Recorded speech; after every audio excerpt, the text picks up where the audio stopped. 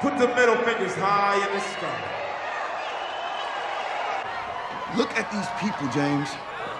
I'm ready. You know what I mean? When is it gonna be when we up there? Elle était là, dans un paquet long, rouge, quartier. Elle était là, bordel. दोस्तों, ऐसा तो कोई नहीं होगा जिसे music ने ना छुआ हो। म्यूजिक हमारे लाइफ का एक इम्पोर्टेंट हिस्सा है जो हमें किसी न किसी समय की याद दिलाता है।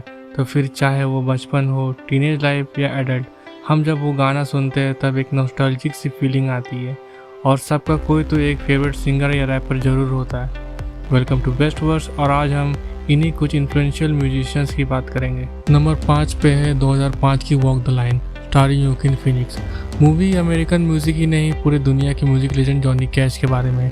मूवी स्टार्ट होती है अरकानसास में, जहां यंग जॉनी कॉटन फील्ड में अपने बड़े भाई जैक के साथ काम करते थे, रेडियो पर म्यूजिक सुनते हुए। इन दोनों के पिता थे रे कैश, जो म्यूजिक को फिजूल फालतू चीज समझते थे और हर समय जैक का ही साथ देते थे। लेकिन एक दिन जैक एक एक्सीडेंट में मर जाता है और रे इनडायरेक्टली जॉनी को ब्लेम करते हुए कहते हैं कि डेविल ने गलत बेटे को मार दिया। जॉनी बड़े होने पर एयरफोर्स में भर्ती होते हैं, जहाँ उन्होंने खुद से गिटार बजाना सीखा और वह अक्सर अपने खराब अतीत को लेकर गाने लिखते थे। दोस्तों, जॉनी सक्सेसफुल तो बहुत हो गए थे, लेकिन सक्सेस ने उन्हें एक ड्रग एडिक्ट भी बना दिया था। ऊपर से पहले से मैरिड कैश जून के साथ अफेयर में पड़ गए थे। वॉकिंग द लाइन में कैश को इन्हीं चीजों में से एक को चुनना पड़ता है। अब वो क्या चुनते हैं या आप मूवी देख के पता लगाइए। लिस्ट पे चौथे नंबर पे है 2019 की रॉकेटमैन स्टारिंग टैरन एगर्टन, जो भूमिका निभा रहे हैं one of the great rock legends Elton John का। दोस्तों, फेमस होने के बाद तो सब आपको पहचानने लगते हैं, लेकिन एक ट्रू फैन ही आपके दर्द भरे पास्ट को जानता है। और इस लिस्ट में हर म्यूजिशियन की तरह एल्टन का भी पास्ट बहुत ट्विस्टेड था। एल्टन के सक्सेस के रास्ते में उन्हें depression, family problem, drug addiction, suicide attempts और ऐसी बहुत सी चीजों का सामना करना पड़ा, लेकिन उन्हें सक्सेस मिली। मूवी में heart touching scenes, intimate scenes, funny scenes आपको सब मिलेगा। लिस्ट की तीसरी मूवी है one of my favourite frontman Freddie Mercury के बारे में, बोहेमियन रैप्सोडी। जैसे टैरन एगर्टन ने एल्टन जॉन के कैरेक्टर को मेमोरेबल बना दिया था, उसी तरह रैमी मालिक ने फ्रेडी मर्क्यूरी के रोल को बना दिया। दोस्तों, आपने लेजेंड से सुना ही होगा कि शिखर पर पहुंचने में उतना संघर्ष नहीं है जितना उस शिखर पर बरकरार रहने में है।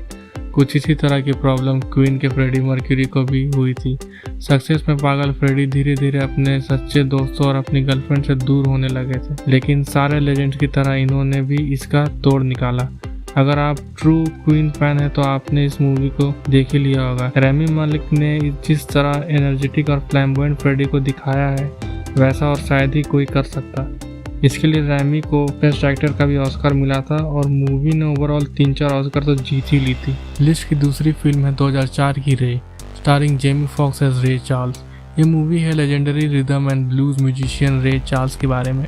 रे नॉर्दर्न फ्लोरिडा के एक प्लांटेशन में पले बड़े होते हैं, जिनकी आई साइट 7 की छोटी सी उम्र में चल जाती है अपने भाई की मौत देखकर। फिर 15 की एज में उनकी माँ भी गुजर जाती है, लेकिन इन सब के बीच म्यूजिक ही एक ऐसी चीज थी जो रे को जीने के लिए मजबूर कर रही थी। एक्सट्रोवर्टेड रे अपनी म्यूजिकल जर्नी पे निकल पड़ते हैं अपने बैंड के साथ। अपने कैरियर में उन्होंने अपने गाने लिखे, अपनी एक खुद की बैंड बनाई और वो ड्रग एडिक्शन में भी फंस गए थे, लेकिन आखिरी सांस तक म्यूजिक को भगवान माना। लिस्ट की सबसे पहली और सबसे पुरानी मूवी है 8 mile starring the greatest rapper of all time Eminem.